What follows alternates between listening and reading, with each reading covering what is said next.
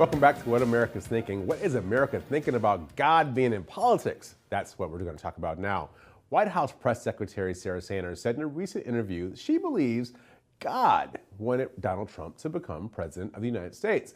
And according to a recent Fox News poll, a quarter of voters agree with her. 25% believe God wanted Trump to win the election, while 62% disagree, and 14% are unsure. Those are probably the people we should listen to, because who really knows what God is thinking? Americans' 2016 presidential vote seems to be related to their views on the topic. Just 8% of former Hillary Clinton voters say that God wanted Trump to be president. Unsurprisingly, a lot more Trump voters say that he's commander-in-chief thanks to God.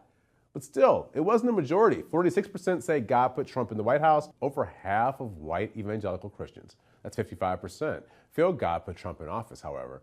This is an interesting poll. First of all, there are 8% of Hillary Clinton voters who say God backed the other candidate. It's interesting. At the same time, it seems like a lot of Trump's core supporters feel like Christians are under attack in America and that his election was God's way of intervening. Mallory, you do polling for a living. What's this thing about God and the presidency and God sort of putting his finger on the scale for different candidates? That is a great question. I think maybe those 8% of Clinton supporters said it was God's will because they don't know how else to explain it. I don't know. It's true. And maybe people have a kind of a, if it happens, therefore it must be God's will approach to life, right? Well, I think particularly for evangelical Christians who believe God is involved intimately in human affairs, right? This is not an atypical view. In fact, when I was at PRI, we asked whether God played a role in deciding sporting outcomes, and a significant number and a larger number of evangelicals said yes, because again, God is involved in all things, and so obviously would be involved in an election or sporting outcomes. Well, there's one big piece of evidence that can't be true, because God can't be behind Tom Brady. But anyway, that's a whole different conversation that we're going to have later. But this other question, though, about Christians feeling as if that they're under attack in America. This is something we saw for years on Fox News. They really pumped it up, and we felt it in the Republican primaries too. The whole war on Christmas was a thing a dozen years ago or so. Do you think that Christians are feeling a little more at ease with President Trump in the White House, even though he doesn't seem to personally embody Christian values? Well, I think, though he doesn't personally, I think you see signs from his administration that are working to continue to court the white evangelical vote, which is why, a majority say that God was involved. I think everything from his press secretary saying that God had a hand in his election to who President Trump appoints to put on the Supreme Court, that right there is speaking to evangelicals in this country that is hoping to maybe send a message to them that President Trump is standing with them.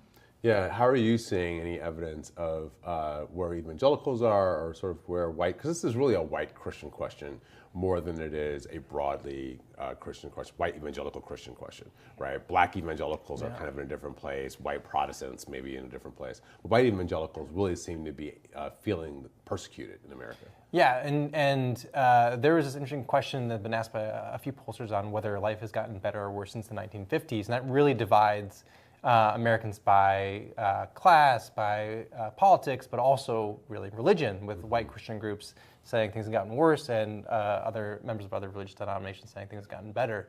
And so I think that's a fundamental dividing line now, where white Christians had this status and privilege, and I think that's now a little bit under threat. Well, they used to have prayer in schools, right? My parents would talk about this. They had prayer at the beginning of class. They pledged allegiance at the beginning of class. I guess one of the questions becomes in a pluralistic America, even if you're a Christian, like which prayer do you have, right? You could have a Catholic prayer, a Methodist prayer, a fundamentalist Baptist prayer. You could do all kinds of things before you even talk about people who aren't Christian at all. So it's interesting that as we have pulled back as a country from imposing or having religion as part of a central part of daily life, some people have made peace with that, but white evangelicals still seem to be uneasy with that question. We also have this. A recent Pew study found that 69% of those who are religiously active always vote in national elections. Politicians know they have to go to church-going voters, and we see it on both the left and the right. You can find any good Democrat is probably in an African-American church You bet. the Sunday before Election Day. Yep. And obviously, Republicans do the same thing in evangelical churches. Yeah, and this is a challenge for Democratic politicians particularly because their coalition, is a really incredibly diverse religious landscape, whether it's Hindus, Buddhists, Jews, atheists. That's a lot of different places you have to go. And for people who are unaffiliated, which is a larger part of the Democratic electorate, where do you go to find them? Right.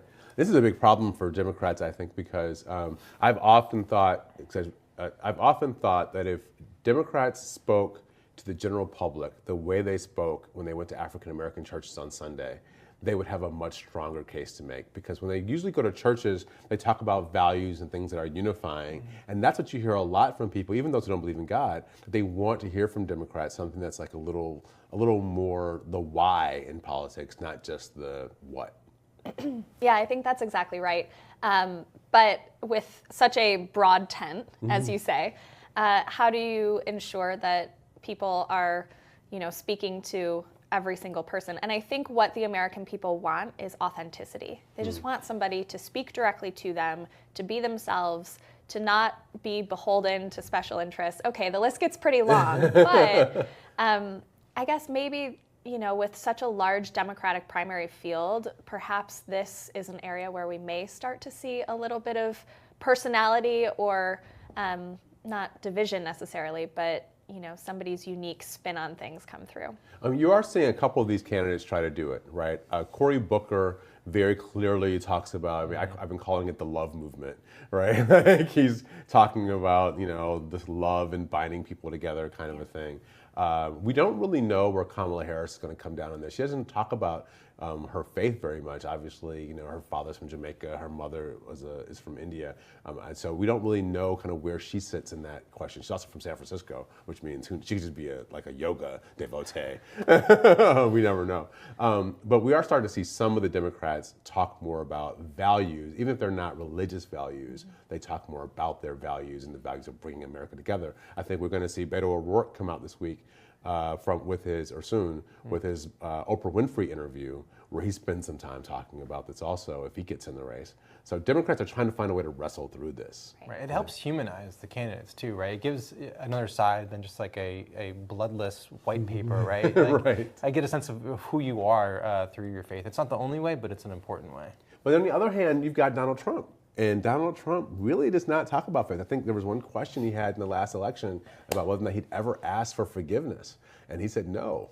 I think that's kind of a fundamental tenet of at least Christian faith, I imagine many others, that you go to God and ask God for forgiveness for the things that you've done wrong. But apparently the president doesn't do anything wrong.